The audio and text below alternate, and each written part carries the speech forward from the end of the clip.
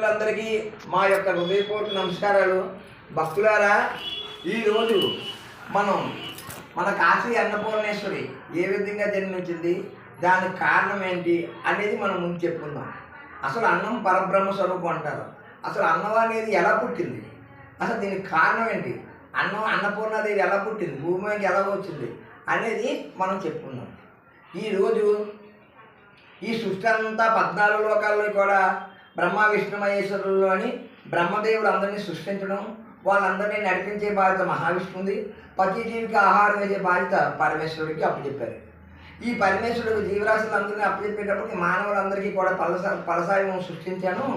నందీశ్వర, నువ్వు భూలోకానికి వెళ్ళి 3 పూటలు స్నానం, వారానికి ఒక రోజు భోజనం అని చెప్పు, పలహారాలు అని చెప్పి నువ్వు చెప్పమని చెప్తాడు.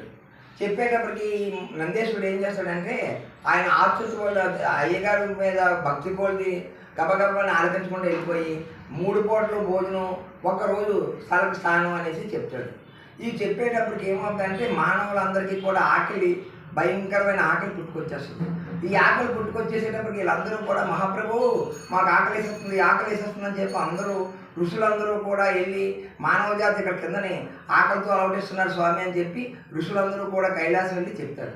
చెప్పేటప్పటికి ఏంటి, నేను ఇన్ని ఫలరాశులన్నీ సృష్టించాను, మానవుల గురించి ఇన్ని పళ్ళు పండినా సరే మానవులకు ఆకలేడు వేయటా అని దివ్య దృష్టిలో చూసేటప్పటికి అప్పుడు నందీశ్వరుడు యొక్క యోగ ఆయన మాట వల్ల ఆ మాయాశక్తి ఆకలిని ప్రవేశించి 3 పూటలు కూడా ఆ జీవికి ఆహారం ఇవ్వాలని అవడం వల్ల ప్రతి జీవికి కూడా 3 పూటల ఆహారం ఇవ్వాలని నిర్ణయం నందీశ్వరుడు సాధించడం అని, అందుచేత ఏమైందంటే 3 పూటలు కూడా భోజనం పెట్టాలి అని చెప్పేటప్పటికి ఏమవుతుందంటే, అప్పుడు పరమేశ్వరుడు పిలిచి, నందీశ్వర నువ్వేం చేసావు ఇలా రమ్మని పిలుస్తాడు.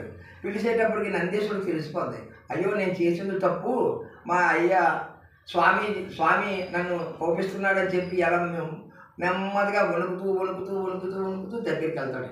వెళ్ళేటప్పుడు పార్వతి అంటది, స్వామి ఏదో అయిపోయింది, మీరు ఏదో మార్గం చేయండి, నందీశ్వరుడు ఏం చేస్తాడు అని చెప్పాడు. చెప్తే, అయితే తప్పు చేసిన వాడికి నువ్వు సరిదిద్దుతున్నావు కాబట్టి నందీశ్వర, నీ వల్ల మానవులకు ఆకలి ఎక్కువ వచ్చింది కాబట్టి నీ అంశం అంతా కూడా భూలోకంలోని వ్యవసాయం చేసి ఆవులు ఎద్దులుగా జన్మించి మీరు భూలోకాన్ని అంతటినీ కూడా పంటలు పండించండి, అన్నపూర్ణాదేవిగా అమ్మవారు వెలుస్తుందని చెప్తారు. చెప్పేటప్పటికి ఆనాటి నుంచి కాశీరాజు కూతురిగా పుట్టడం, ఈవిడ దాని సంపదల్లోకి ఈవిడ తాలూకు అంశాలను వెళ్ళడంలో ధాన్య రాశులన్నీ కూడా ధాన్యం లక్ష్మిగా ఎలగడం, అందులో నుంచి బియ్యంగా రావడం, అందులో నుంచి అన్నపూర్ణాదేవి పుట్టడం. ఈ అన్నపూర్ణాదేవి పుట్టిన తర్వాత అప్పుడు కాశీ మహారాజు చూసేటప్పటికి అన్నపూర్ణాదేవిగా కాశీరాజు కూతురుగా జన్మిస్తుంది.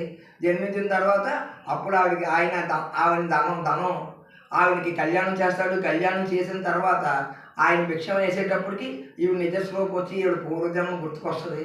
వచ్చిన తర్వాత తన భర్తలో కలిసిపోయేటప్పటికి అన్నదేవతగా అన్నపూర్ణాదేవిగా మనకి అందరి గర్భంలోకి వెళ్తారని చెప్తారు. చెప్పేటప్పుడు స్వామి, మానవుడు యొక్క గర్భంలోకి వెళ్ళాలంటే నాకు చాలా భయం వేస్తుంది, ఎందువల్లంటే అది భయంకరమైనది కడుపు, ఈ కడుపులోకి నేను ఒక్కరిని వెళ్ళలేను స్వామి అని చెప్తాడు. చెప్పేటప్పటికి అప్పుడు పరమేశ్వరుడు ఏమని వస్తాడంటే, దేవి నువ్వు బాధపడకు, ప్రతి జీవరాశి ఎందుకు కూడా అన్నం పరబ్రహ్మ స్వరూపం కాబట్టి, నీకు పేదవాడైతే ఉల్లిపాయ నంచుకుంటాడు, డబ్బున్నోడైతే 64 కూరలతో తింటాడు, నీకు ఎవరొకరు తోడిస్తాను దేవి, తోడు లేకుండా నువ్వు గర్భంలోకి వెళ్ళొద్దని చెప్తాడు. అందువల్ల ఈ తోడు లేకుండా గర్భంలోకి వెళ్ళకుండా అమ్మవారికి పరమేశ్వరం ఇవ్వడంలోనే, అదేవిధంగా మనకు డబ్బు ఉన్నదనుకోండి ఒక 4-5 కూరలు వేసుకొని భోజనం చేస్తాం, డబ్బు లేనివాడు అనుకోండి, పేదోడు అనుకోండి, కొంచెం చలిదానం పెట్టుకొని ఒక ఉల్లిపాయ ముక్కో లేకపోతే పచ్చిమిరపకాయో లేకపోతే ఆవకాయ పట్టుకొని ఆ గెజ్జి అన్న వేసుకొని వెళ్ళిపోతాడు. ఈ విధంగా సాగుతుంది. సాగేటప్పుడు కాశీరాజు ఏం చేస్తాడంటే, కూతురు అన్నపూర్ణాదేవిగా తయారయ్యేటప్పుడు అన్నపూర్ణాదేవిగా ఎప్పుడైతే మారిపోయిందో, అన్న స్వరూపంగా మారిపోయింది కాబట్టి అన్నపూర్ణాదేవి ఆ రోజు కాశీలోని స్వామివారికి అభిషేకం చేస్తారు. ఆనాడు అన్నపూర్ణాదేవిగా అన్నంతోనే కాశీలోని ఫస్ట్ గుంట అభిషేకం చేసింది ఎవరు అంటే కాశీరాజు. ఆ కాశీరాజు అన్నపూర్ణాదేవితో అన్నంతో అభిషేకం చేస్తాడు. అదేవిధంగా మన వాళ్ళు చాలామంది దేవాలయాల్లోని అందరూ కూడా వేద పండితులు అందరూ కూడా ప్రతి నెలకి లేకపోతే సంవత్సరానికి ఒక మహాశివరాత్రి లేకపోతే ఆరుద్ర నక్షత్రం నాడు లేకపోతే కార్తీక మాసంలో సోమవారం నాడు ఇలాగ పర్వదినాల రోజుని పరమేశ్వరుడికి కూడా అన్నంతోనే అభిషేకం చేస్తారు. ఈ అన్నంతో అభిషేకం చేసింది ఎంతో అష్టైశ్వర్యాలు, సిరి సంపదలు, భోగభాగ్యాలు అన్నీ కూడా కడుగుతాయి. అలాగే గంగతోని కూడా అభిషేకం చేసిన అష్టైశ్వర్యాలు సిరి సంపదలు కలుగుతాయి. ఎందువల్లంటే ఇద్దరు భార్యలే. ఒక పక్క అన్నపూర్ణదేవి అతో అభిషేకం చేస్తే ఎంత అభిషేకం ఆనందం అనిపిస్తుందో, అదేవిధంగా గంగతో చేసిన అభిషేకం కూడా ఆయన ప్రీతి.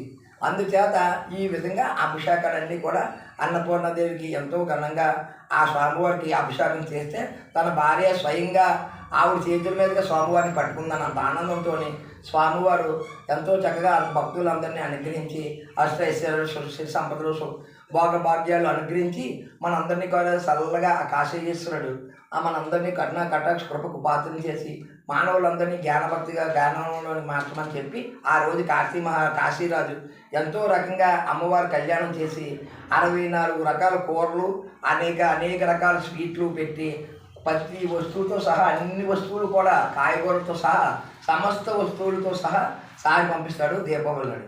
అందువల్ల మనందరం కూడా దీపావళి నాడు సహా చూడాలన్నా కాశీరాజు ఆ బంగారు అన్నపూర్ణ విగ్రహాన్ని చూపించాలన్నా ఆ ఒక్కరోజే చూపిస్తారన్నమాట. అదే ఆ రోజే అన్నపూర్ణదేవి అవతారం ఎత్తిన రోజు కాబట్టి ఆ ఒక్కరోజే మన కాశీలో చూపిస్తారు.